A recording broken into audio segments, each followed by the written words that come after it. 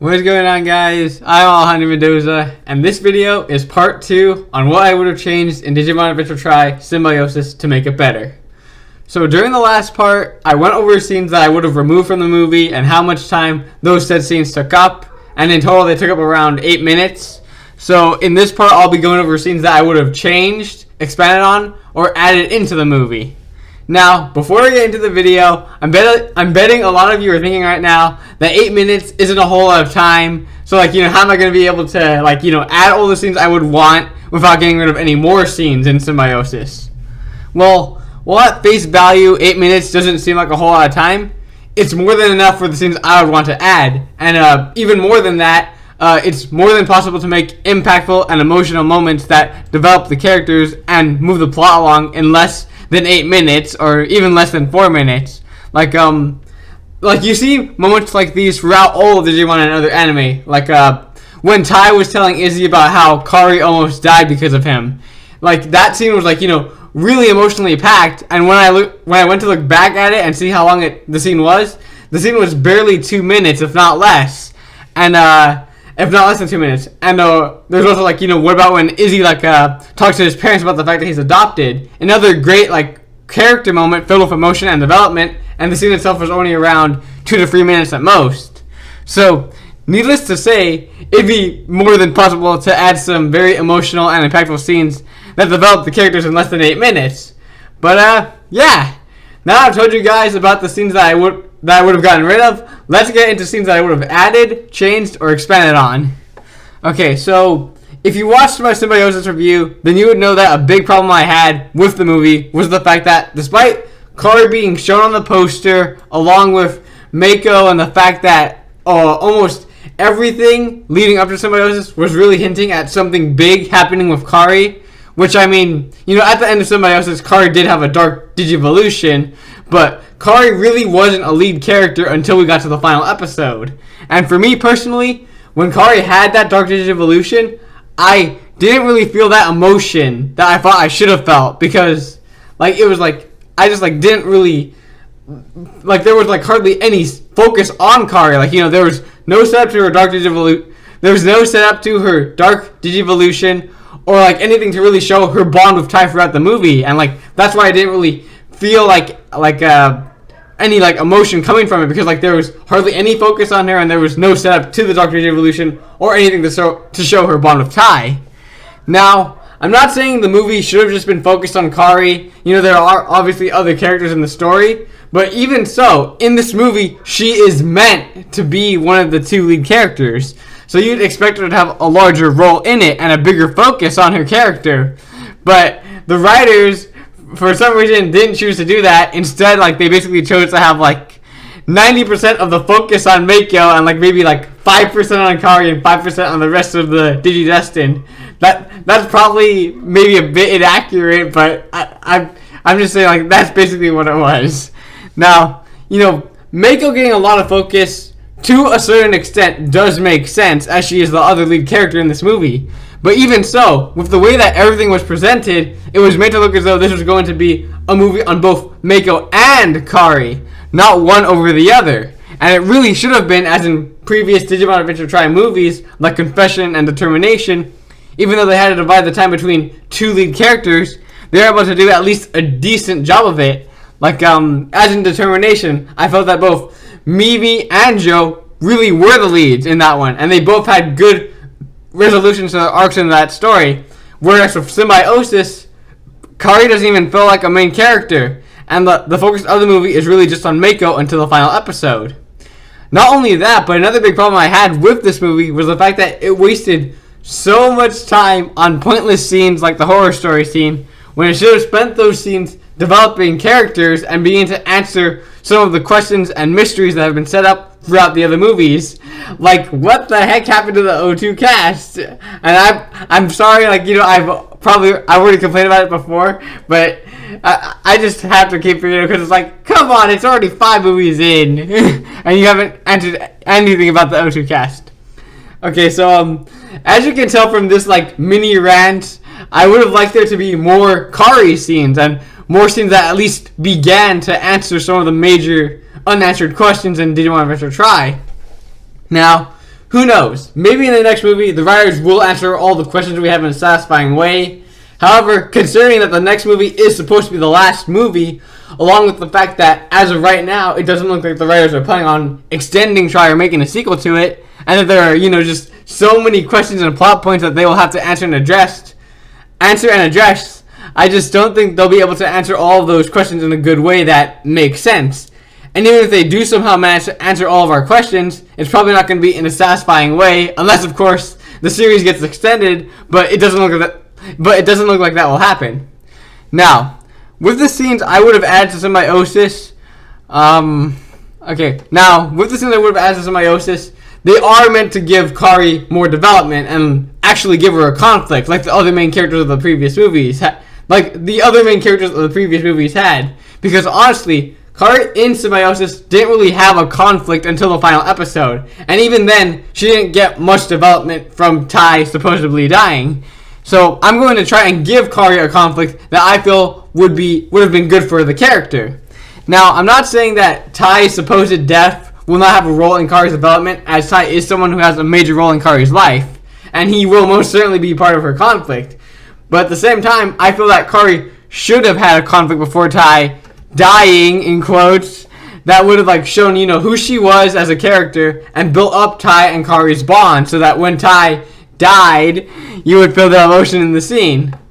And for me personally, I feel that the conflict that would have made the most sense for Kari and that should have been used to develop her was the fact that Davis and the others are missing. And I know I've already talked so much about them, but really, by now, the authors should have at least put something in the story to begin to answer, or to, at least set up to answer what happened to the missing 02 cast.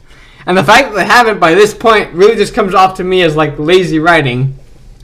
Not only that, but more importantly, when it comes to Kari, it would make a lot of sense for her to have a conflict that has something to do with Davis and the others being missing. Because, like Tai said when he was talking about Kari to Izzy, that she is someone who doesn't think about herself. She just always thinks about what's best for the others.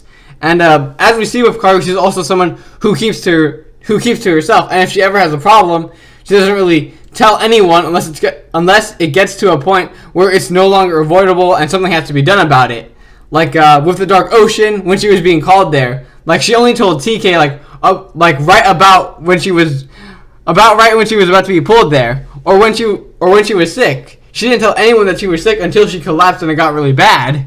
So with Kari, it would make sense for her to basically, make sense for her to keep to herself about her feelings about Davis and the others being missing, as she likely wouldn't want to burden Tai and the others.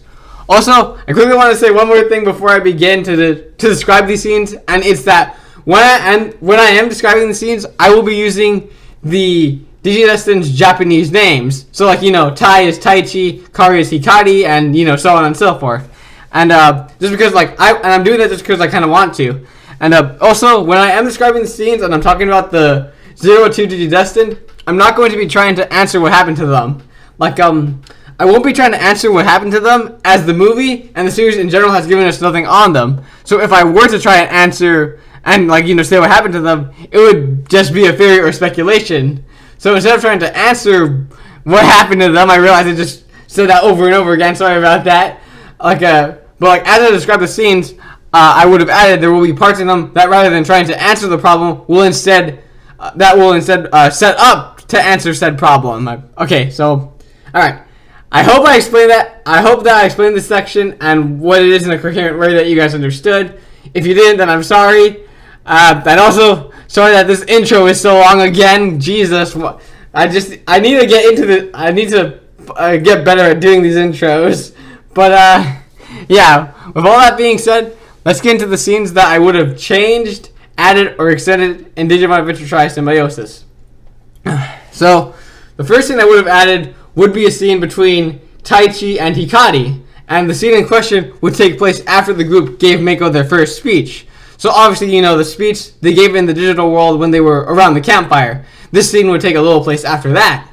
Now, basically what happens is, after the group gave Mako their speech, everybody starts to go to sleep, and as Hikari is about to fall asleep, she hears someone get up, and she looks up and sees it's Taichi, who begins to walk off somewhere. Hikari obviously, wonders what Taichi is doing and goes after him. And we find out when the Digidestined are being sent back to the real world that the place they were at in the digital world was File Island. And because Tyra remarks isn't this where we first met Agumon and the others? So as for where Taichi is going, he's just basically looking for a place to be alone with his thoughts and think about everything that's been happening. And in regards to that, I would have Taichi end up arriving in either a clearing or the cliff where Kawagumon attacked the Digidestined, as this is where Taichi and the others originally met their Digimon. But anyways, eventually Taichi stops at the cliff where Kawagumon attacked them, or at a clearing, whichever you prefer, and it isn't too far from where everyone else is, but it's far enough to be alone with your thoughts. Taichi, he proceeds to lay down in the grass and look at the stars in thought. Hikari, she eventually decides to approach Tai, and once she's close enough, calls out to Taichi. Taichi, obviously, he's not expecting Hikari to be there, so he jumps up and is startled by her, and he asks what are you doing here? And Hikari would probably laugh a bit at Taichi's scared reaction before responding with, I could ask you the same thing. Taichi calms down and eventually tells Hikari that the reason he's here is because he just wanted to get away from the group for a while so that he could think. After this, I could see Hikari maybe teasing Taichi about saying that wanting to be in thought and away from the group isn't really like him. Taichi would probably then respond, well, right now I just want to be alone for a while. Hikari would then offer to leave, but Taichi says she can stay. And there's a bit of silence between the two of them before Hikari eventually asks Taichi how's soccer. At this, Taichi would be a bit confused, and I bet a lot of you are wait a minute, why are you talking about soccer? That has nothing to do with development. Don't worry, I'll get this is meant to set up into the development. So just bear with me. So at this Taichi would be a bit confused and would probably respond by saying soccer. That's a weird thing to ask about. Hikari would then say something well, because of everything that's been happening with the Digimon and the digital world, I haven't really had a chance to ask you about everything that's been going on with you in soccer. So come on, tell me. Taichi, he sighs, he smiles, and he proceeds to tell Hikari that his coach has been making his team and him train a lot harder than usual.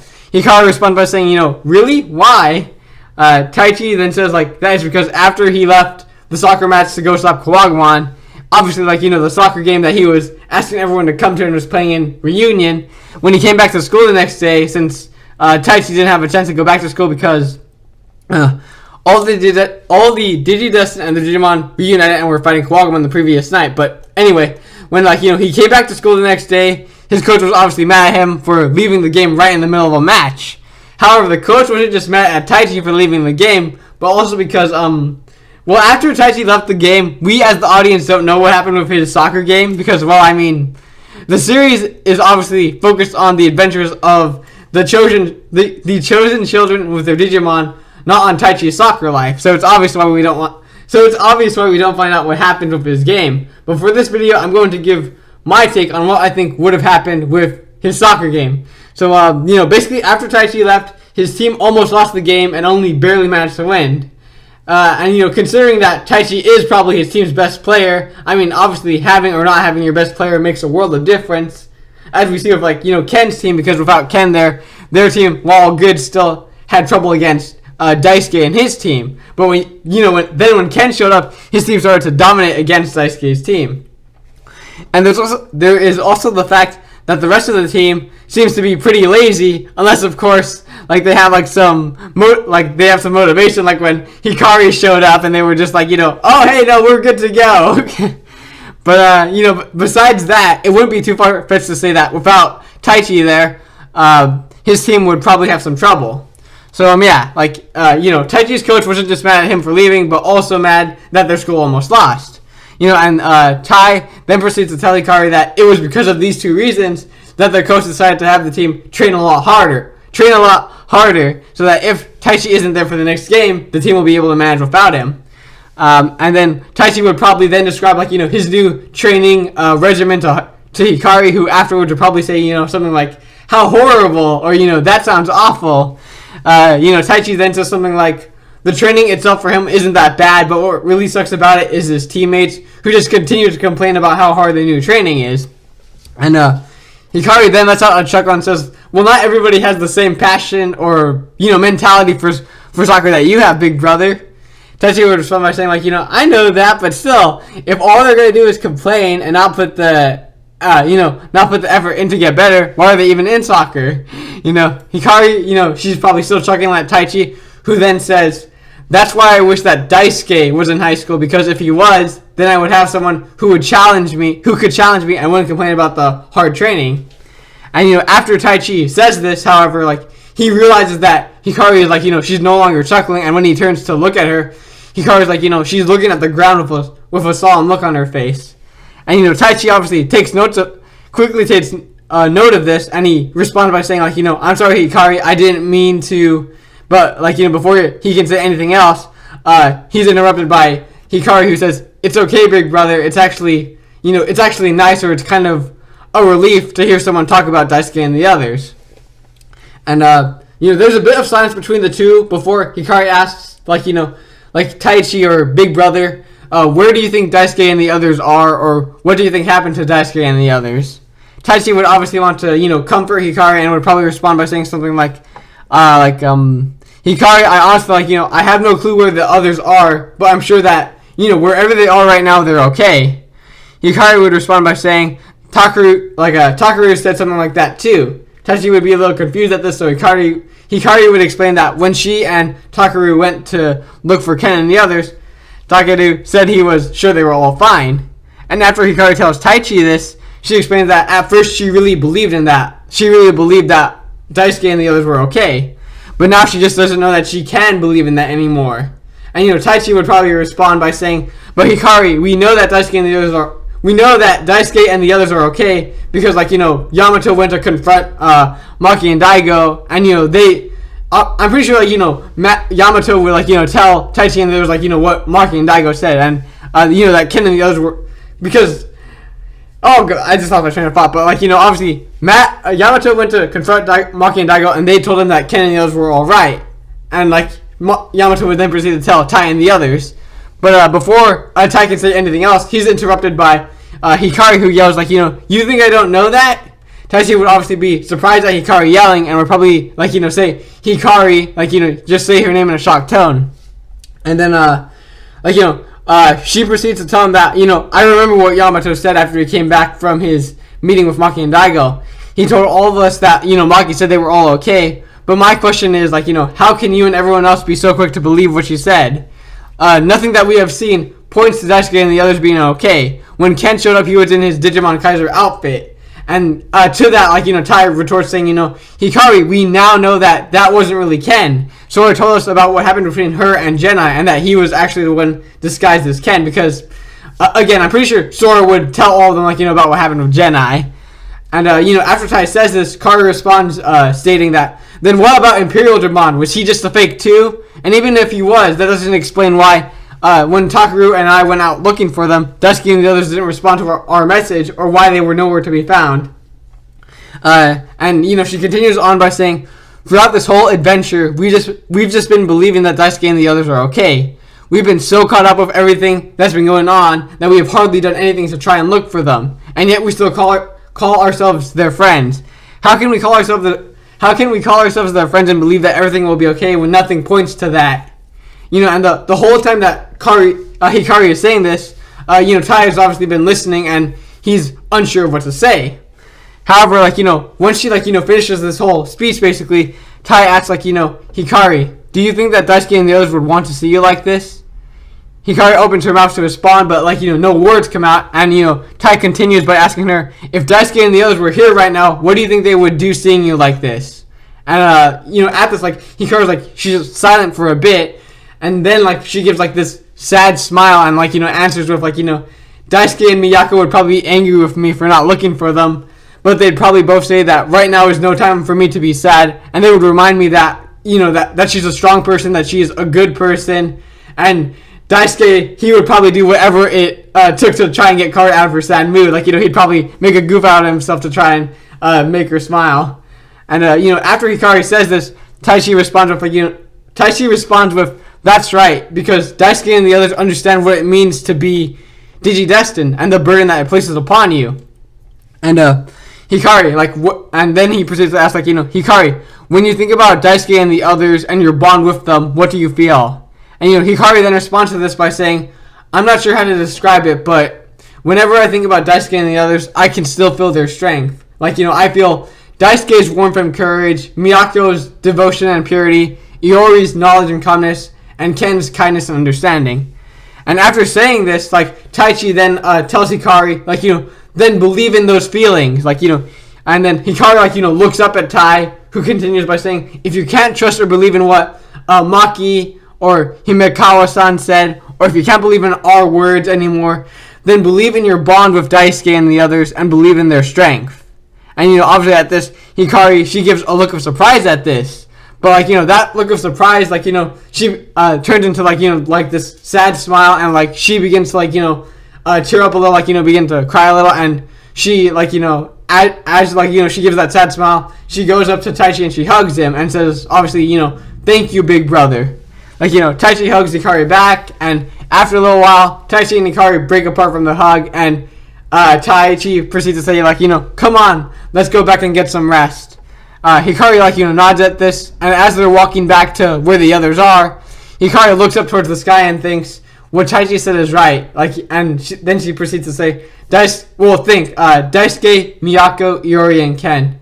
I'll believe in our bond, and I swear we'll find you and we'll meet again. And, yeah, that's the end of the scene I would have added. There are still 2 more scenes that I want to talk about, that I would have wanted to change or expand on, so I will get into those later.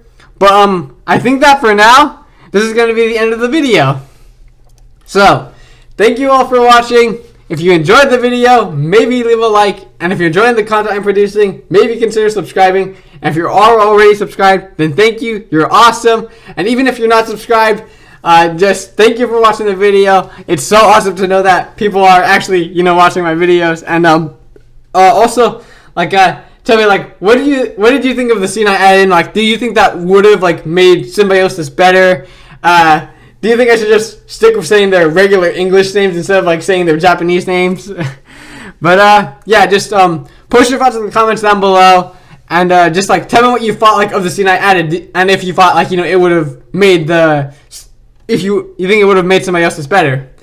And just really quickly, I just want to say, like, if it wasn't clear enough, like, I am going to make a part 3 of this, like, for the next 2 scenes I want to add in, or, like, I want to change or expand on.